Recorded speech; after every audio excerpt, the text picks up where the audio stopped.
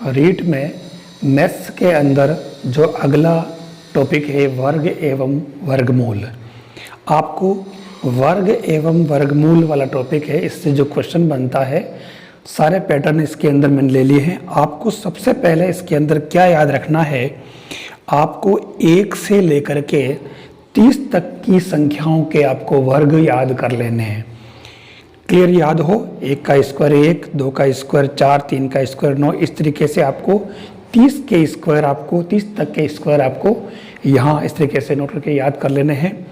अब इसके अंदर एक खास बात है, इन सब में आपने देखा होगा कि इनकी वर्ग संख्याओं में डिजिट फिक्स है। आप देखो इकाई का अंक फिक्स होगा।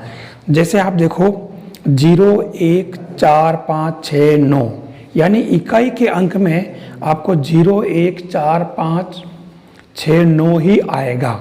इसके अलावा यानी कि 2, 3 और 8 कभी नहीं आएंगे इसके अंदर इकाई की जगह।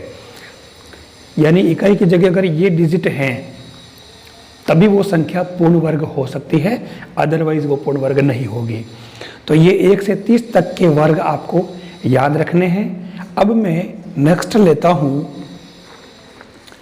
जैसे संख्याओं के डायरेक्ट वर्ग कैसे ज्ञात करें। आप देखें, मैंने एक संख्या ले ली 43 होल स्क्वायर। यहाँ आपको क्या करना, 3 का भी स्क्वायर किया 9, फिर बीच में दोनों का गुणा करके और इसका डबल किया 24, 4 तेरे 12 दूना 24, और 4 का भी वर्ग किया 16। अब इसको वापस सोल्व करते हैं। 9 का 9 लिखना और आपको 4 का 4 और ये 2 जो है हासिल के रूप में आपको इसमें डाल देने हैं, जोड़ देने। 16 और 2 18, तो ये 43 का वर्ग 1849। ऐसे ही आप देखें 58 का लें तो आपको देखना 8 का स्क्वायर 64, 5 और 8 का गुणा करें 40, 40 दूना 80 और 5 का स्क्वायर 25। फिर आपको 4 का 4 और उसके बाद में 6 इसमें जोड़ें तो ये 6 का 6 और ये 8 जो है आप इसमें लें, 25 के अंदर जोड़ दें तो 25 और 8 33, ये इसका वर्ग हो गया। आप चाहें थोड़ी मान लो कोई बड़ी संख्या लेना चाहें तो आप देखें 3 का स्क्वायर 3 डिजिट की वाली संख्या है, उसका वर्ग, तो 3 का स्क्वायर 9। फिर आपको बीच में क्या करना है, 14 3 42, इसका गुणा करना 42 और 42 का डबल किया 84 और 14 का वर्ग 196। इस तरीके से आपको ये लेने। फिर यहाँ से 9 का 9 और 4 का 4 और 8 आपको इसके अंदर जोड़ लेना 196 में, तो ये 204 आएंगे। इस प्रकार से आप इस प्रकार से ये वर्ग इसका कर सकते हैं। ऐसे ही आप 132 के वर्ग भी कर सकते हैं। अब मैं अगली बात इसके अंदर ले रहा हूँ, 2 क्रमागत पूर्ण वर्ग संख्याओं के बीच में प्राकृत संख्याएं कितनी होगी। जैसे हम शुरुआत करें 4 से 9, 4 एक पूर्ण वर्ग संख्या है, 9 एक पूर्ण वर्ग संख्या है। आप देखें कि 4 और 9 के बीच में 4 पूर्ण वर्ग संख्या, 4 प्राकृत संख्या है, 5, 6, 7 और 8। तो आप देखें ये 4 है, यानी 4 को अपन क्या लिखते हैं, 2 का स्क्वायर, तो ये 2 × 2 यानी कि 4 संख्याएं होगी। अगर हम आगे 9 से 16 लेवें, 9 एक पूर्ण वर्ग संख्या, 16 एक पूर्ण वर्ग संख्या, तो इसके बीच में कितनी है देखो, 1 2 3 4 5 और 6, यानी इसको गिनने की जरूरत नहीं। आप डायरेक्ट कैसे लिखेंगे, 3 का स्क्वायर यानी 3 दूनी, इसको 3 और 2 को आप मल्टीप्लाई कर लें, ये 6 आ जाएगा। ऐसे ही आप आगे भी निकाल सकते हैं। नेक्स्ट पैटर्न, प्रथम n विषम संख्याओं जो कि प्राकृत संख्या है उनका योगफल वो होता है हमेशा n स्क्वायर, इसके बराबर। यानी जैसे हम लेते हैं 1, 3 और 5, ये प्रथम 3 विषम प्राकृत संख्या हैं, इनका जोड़ होता है 9। तो आप डायरेक्ट 3 संख्याएं ली तो आप 3 का स्क्वायर कर लें, यानी वो 9 आएगा। अगर आपने 4 ले ली तो 4 का वर्ग करें 16, यानी इन चारों का योग 16 आएगा। आपने अगर 5 संख्याएं ले ली प्राकृत संख्याएं, विषम प्राकृत संख्याएं, तो 5 का वर्ग यानी कि 25, यानी कि ये इन सब का योग 25 आएगा। इस प्रकार से आप आगे से आगे ले सकते हैं। इसके अलावा आपको ये याद रखना कि 100 का वर्गमूल 10, 10,000 का वर्गमूल 100, ये जो है याद ऐसे रखना है। या डबल डिजिट वाली संख्या का वर्गमूल था, हमने 1 0 वाली संख्या बना दी। यहाँ डबल जीरो है, मतलब जीरो के दो पेयर हैं, दो जोड़े, तो आपके इसका 100 हो जाएगा वर्गमूल। यहाँ पर आप देखो 1, 2 और 3, यानी कि आपको इसके अंदर एक एक जीरो समझ लेना, तो 1000 हो जाएगा इसका। ये वाला कॉन्सेप्ट आगे आपके काम आएगा। इसके बाद हम लेते हैं प्रथम n प्राकृत संख्याओं का योगफल। तो यहाँ पर n इंटू एन प्लस 1/2 ये फॉर्मूला आपको याद रखना है। जैसे आपको 1 से 50 तक का योगफल निकालना है, तो ये n का मान 50 हो जाएगा, तो 50 इंटू 50 प्लस 1/2, तो ये सोल्व किया 1275। ऐसे अगर बीच वाली संख्या पूछ ले कि 75 से 90 जैसे, तो उस केस में आपको पहले 1 से 75 तक का योग निकालना है। इसी सूत्र से ये आ जाएगा 2850, और 1 से फिर इसके बाद में 90 से 1 कम ले लेना, 1 से 89 तक, और इसी फॉर्मूले से निकालना, तो यहाँ पर ये आ जाएगा। अब आपको इन दोनों को माइनस कर लेना इसमें से इसको, तो ये आपके जो रिक्वायर्ड रिजल्ट आ जाएगा जो आपको चाहिए। फिर आता है इसी से, यहाँ तो 1 से n तक प्राकृत संख्या है, और यहाँ प्राकृत वर्ग संख्या लेनी है, यानी 1 square plus 2 square plus 3 square, इस तरीके से n स्क्वायर तक। तो इसका फॉर्मूला आपको ये याद रखना पड़ेगा, n into N plus 1 two n plus 1/6। यहाँ पर भी आपको अगर 10 तक है, 20 तक है, तो n की जगह 10 तक निकालना, तो n 10 रख देना, यहाँ रखा और वो माना जाएगा। फिर तीसरा पैटर्न है प्रथम n प्राकृत संख्याओं के घनों का योग। तो आपको इसके अंदर घनों यानी कि 1 cube plus 2 cube plus 3 cube plus n cube, इस तरीके से। तो यहाँ आपके ये जो पहला वाला जो फॉर्मूला था, इसी का होल स्क्वायर है, यहाँ और कुछ नहीं है, बस यहाँ n का मान रखा। ये तीनों ही आपको फॉर्मूले याद रखने पड़ेंगे, जनरली इसका भी क्वेश्चन पूछा जाता है। नेक्स्ट अब हम चलते हैं, आप देखें वर्गमूल कैसे ज्ञात करेंगे। जैसे 729 का वर्गमूल ज्ञात करना डायरेक्ट, तो यहाँ पर 729 यूँ तो आपको मैंने बताया था कि 1 से 30 तक याद रखने हैं, और ये 27 का वर्ग होता है, तो इसका वर्गमूल 27 हो जाएगा। लेकिन ये पता कैसे चले, आप क्या करें, सबसे पहले थोड़ा आइडिया लगा लें, 10, 20, 30, 40 इनके वर्ग आप डायरेक्ट याद रखें। जैसे 10 का वर्ग 100 होता है, 20 का वर्ग 400 डायरेक्ट, 2 दूनी 4 और डबल 0, 30 का वर्ग आपको 900 हो जाएगा। तो इस तरीके से आप देख ले कि 729 किसके बीच में आ रहा है, यानी 20 और 30 के बीच में आ रहा है। 20 का 400, 30 का 900। फिर आप क्या करें कि इसके अंदर 25 का भी निकाल लें। 25 का निकालने का तरीका आपको पता होगा, डायरेक्ट 5 वाली जो डिजिट वाली संख्या है सबका कैसे निकालते हैं। जैसे 25 का वर्ग 5 का स्क्वायर किया, ये 25 लिखा, 2 का भी स्क्वायर किया 4, और इसमें 2 जोड़ दिया, तो ये 6 हो गया। आपको 35 का वर्ग ज्ञात करना, तो 5 का स्क्वायर 25 और 3 का स्क्वायर 9, 9 में 3 जोड़ा 12, यानी 35 का वर्ग 1225। आपको एक और बता दूं, 45 का वर्ग, तो 5 का वर्ग आपके 25, 4 का वर्ग 16, 16 में 4 जोड़े 20। इस तरीके से आप किसी का भी निकाल सकते हैं। तो 25 का वर्ग 625 इस वजह से निकाल लेना। अब आप देखें कि 729 था, तो 729 इन दोनों में से कहीं ना कहीं बीच में आ रहा है। इसका मतलब 25 और 30 के बीच में कौन सी संख्या आ रही है। आप देखें इन दोनों के बीच में जो आ रहा है वो आ रहा है 25 के बाद 26, 27, 28, 29। तो आप देखें 6 का स्क्वायर 36, यानी कि इकाई का अंक 6 आना चाहिए, जो नहीं है। 7 का स्क्वायर 49, यानी कि 9 आना चाहिए, इकाई का अंक ये आ रहा। 8 का स्क्वायर 1 आना चाहिए, जो नहीं है। इसका मतलब आप देखें कि ये यहाँ मैच कर रहा, तो आपको इसका वर्गमूल 27 लिख देना डायरेक्ट ही। आप जैसे 4096 है, यहाँ पर भी यही है, मैंने पहले 60 का और 70 का कर दिया, तो 3600 और 4900, यानी कि इन दोनों के बीच में होगी। तो 60 और 75 के बीच में आता है 65।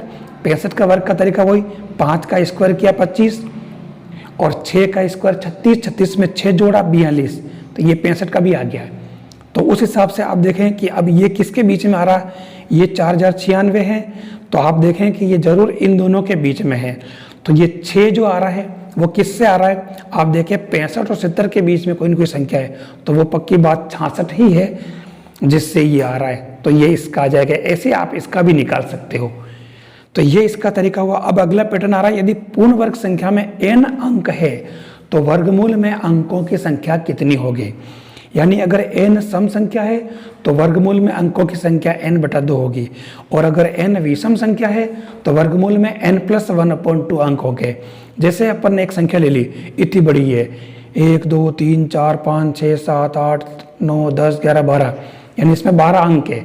अब इसके वर्गमूल में अंकों की संख्या का पता लगाना है। तो आपको क्या करना है, ये 12 है तो n का मान 12 यानी कि 12/2 6, यानी इसके वर्गमूल में अंकों की संख्या 6 होगी। ऐसा ही क्वेश्चन पूछा जाता है।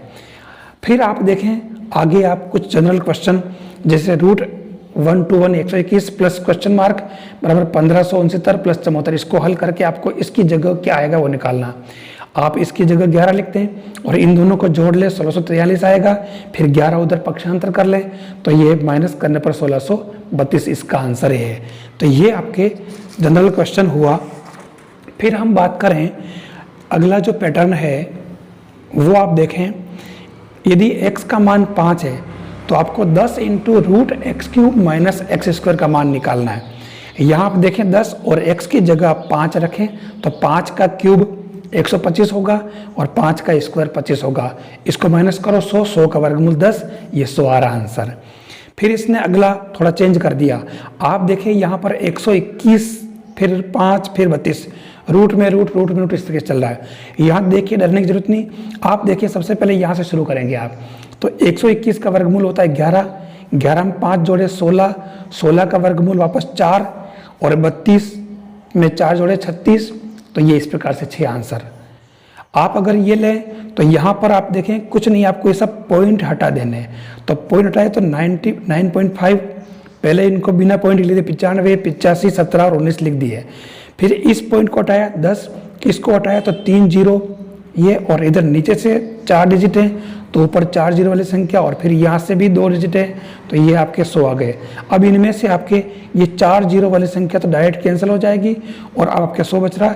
यहाँ आपके 17 से 5 बार कटा, ये भी 5 बार कटा, 25 तो 25 का वर्गमूल 5, ठीक है, और ये 100 का वर्गमूल 10, तो 5 × 10 यानी कि 50, ये आंसर है।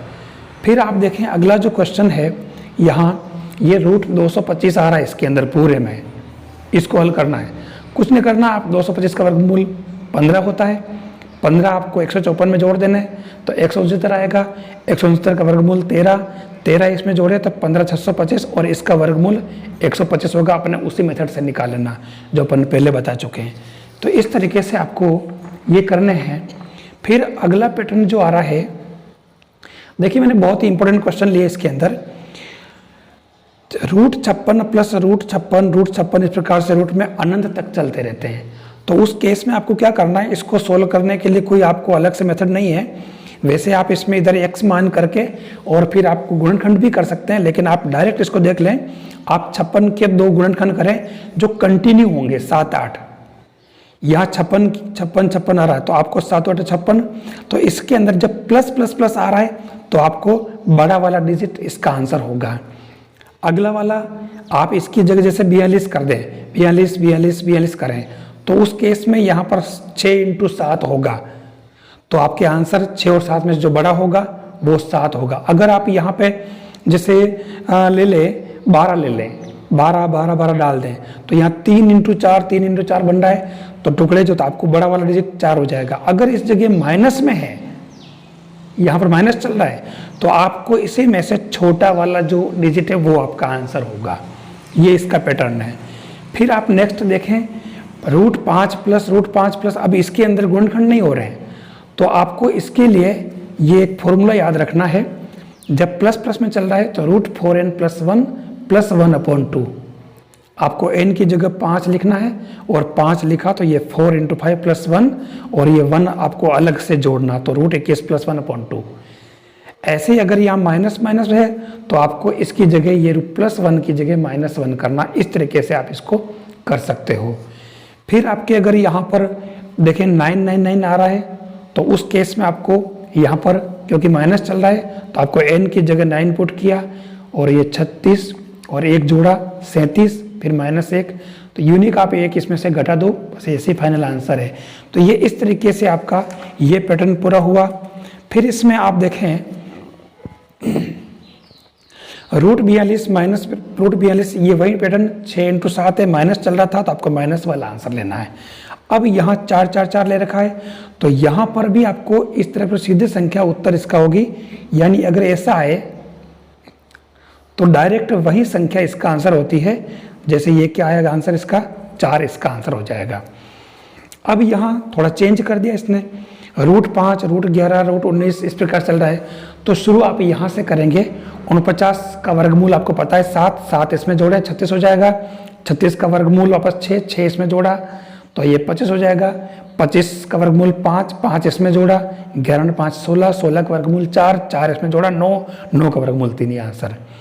अब थोड़ा सा देखिए, यहाँ तो आपके 4 4 4 रूट में बार बार रूट आ रहा, अनंत तक चल रहा था तो डायरेक्ट आंसर है। लेकिन अगर इसने अनंत नहीं रखा और इसने 3 बार रूट में कर दिए, √5 √5 √5, अगर 3 बार 5 5 रूट में है, यहाँ आप थोड़ा ध्यान से देखें, क्योंकि किसी संख्या के ऊपर अगर रूट लिखा है तो उसका मतलब होता है x की पावर आधी 1/2। यहां आप क्या करें, सबसे पहले इस 5 को देखें। आप इस 5 पर 3 बार रूट है, तो मैंने क्या किया, इस 5 पर रूट को 3 बार लिखा, मतलब आधी आधी आधी घात 3 बार लिखी, यानी ये हो जाएगा 1/8। फिर इस 5 पर 2 बार रूट है तो इस पर आधा आधा 2 बार लिखा इंटू में, यानी ये 1/4 हो जाएगा। और इस 5 पर 1 बार रूट है तो 1 बार आधा लिखा। अब आधार समान होने पर घातें जुड़ती है, तो आप देखें यहाँ 5 पर पावर 1/2 1/4 1/8 सबको जोड़ा, ये कैलकुलेशन आपको आती है। तो ये 5 पर पावर 7/8। बहुत ही इंपॉर्टेंट क्वेश्चन है ये वाले, ध्यान रखना। तो ये वर्गमूल में ऐसे क्वेश्चन पूछे जाते हैं, आप सोल्व कर सकते हैं इस पैटर्न से। फिर मैंने इसको लिया है, एक लास्ट क्वेश्चन और देख लेंगे। यहाँ देखें आप √32 √48 √8 √12। अब यहाँ क्योंकि अभी तक के सारे क्वेश्चन के अंदर आपने देखा कि ये पूर्ण वर्ग संख्याएं थी, लेकिन यह पूर्ण वर्ग नहीं है। आपको क्या करना, 32 48 8 और 12 इनको ऐसी संख्या के रूप में इंटू में लिखना जो पूर्ण वर्ग बन रही हो। जैसे 32 को लिखा 16 × 2, 48 को लिखा 16 × 3, 8 को लिखा 4 × 2 और 12 को लिखा 4 × 3। अब यहाँ देखें, इसको आप 16 को और 2 को ऐसे लिख सकते हैं, 4√2, 16 का वर्गमूल 4, और इसका नहीं होता तो इसको रूट में लिख दिया। 16 × 3 आप 16 का वर्गमूल 4 कर दें, 3 को √3 रख दें। फिर यहाँ नीचे 4√2 तो इसको 2√2 कर दिया, 2 रूट में रहेगा, 4 का वर्गमूल हो जाएगा, प्लस 4 × 3 है तो 4 को 2 और √3 रह जाएगा। ऊपर आप देखें 4 कॉमन आ रहा है और √2 + √3 बचा, नीचे 2 कॉमन आ रहा है और √2 + √3 बच रहा है। आप देखें ये कैंसिल हो जाएगा, 4/2 बचेगा, 2 से इसको डिवाइड करो, 2 आंसर। देखने में संख्या काफ़ी कॉम्प्लिकेट जटिल लग रही थी, लेकिन आंसर बिल्कुल सीधा है। इस तरीके से आपको इसको सोल्व कर लेना है। ये इस तरह का पैटर्न पूरा हुआ।